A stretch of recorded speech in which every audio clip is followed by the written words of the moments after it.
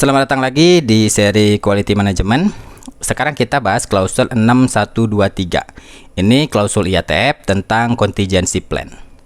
Oke, sebelum kita bahas apa persyaratannya, kita harus tahu dulu apa itu contingency plan. Jadi contingency plan ini rencana cadangan atau rencana darurat buat penanganan kondisi-kondisi yang nggak terduga. Nah, di IATF sendiri sudah ditentuin kondisi yang nggak terduga ini apa aja.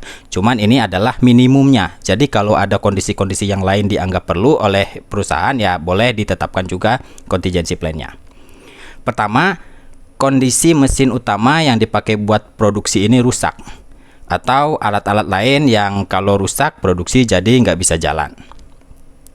Terus yang kedua, kalau ada gangguan dari pihak eksternal. Maksudnya ini bukan gangguan kayak ormas atau apa gitu ya. Maksudnya misalnya di sini supplier nggak bisa supply, atau kalau ada proses yang di subkon ternyata perusahaan subkonnya ada problem jadi nggak bisa supply juga ke kita.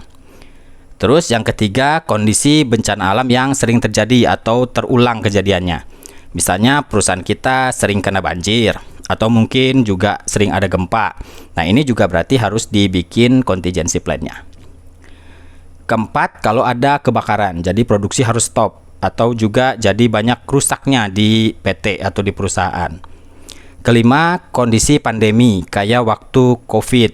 Kan banyak perusahaan yang harus batasin karyawannya yang datang ke kantor atau ke pabrik. Jadi proses produksi kan jadi terhambat, supply ke customer juga terhambat. Keenam, gangguan utility atau infrastruktur, kayak misalnya tiba-tiba listrik mati. Atau kalau ada proses produksi yang pakai ERP atau MES, terus ternyata tiba-tiba komputernya rusak. Atau bisa juga truk delivery rusak, jadi pengiriman juga terhambat. Ketujuh, ada cyber attack. Karena sekarang kan kebanyakan proses produksi udah pakai sistem IT kayak ERP atau MES. Jadi perlu ada juga contingency plan-nya kalau ada serangan cyber. Terakhir, kalau ada kondisi kekurangan tenaga kerja. Misalnya ada demo karyawan, atau ada penyakit menular yang bikin karyawan banyak yang nggak bisa masuk, atau kondisi-kondisi lainnya. Nah, terus kita harus gimana? Gampangnya, kita bikin aja prosedur contingency plan. Yang penting, harus ada beberapa poin di dalam prosedurnya. Yang pertama, harus ada backup plan. Artinya, kalau kondisi daruratnya kejadian, apa rencana cadangannya supaya produksi nggak stop, atau juga supaya delivery tetap jalan. Misalnya, kalau proses kita pakai robot, terus ternyata robotnya rusak. Nah, rencana cadangannya kita bisa pakai proses manual. Atau contoh lain, kalau listrik tiba-tiba mati, kita punya genset supaya proses tetap bisa jalan. Atau contoh-contoh lainnya.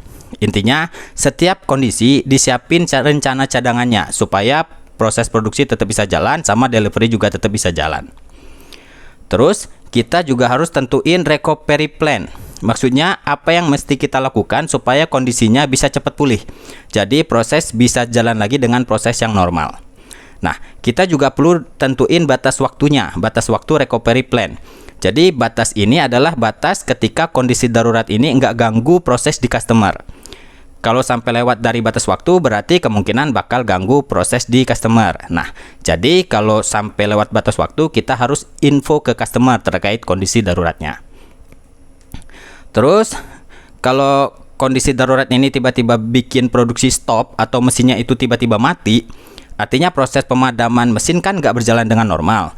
Berarti setelah produksi jalan lagi harus ada validasi ulang dari tim quality buat mastiin bahwa nggak ada pengaruh quality di produknya.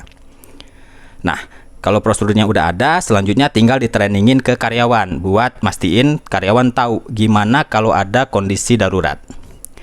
Terus selain training, harus juga ada simulasi berkala buat ngetes kalau contingency plan-nya ini bisa berjalan sesuai rencana apa enggak. Nah, dari hasil simulasi kita bisa review sama update contingency plan-nya.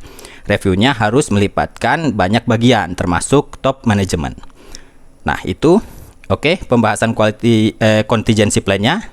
Kita ketemu lagi di video selanjutnya. Sampai jumpa.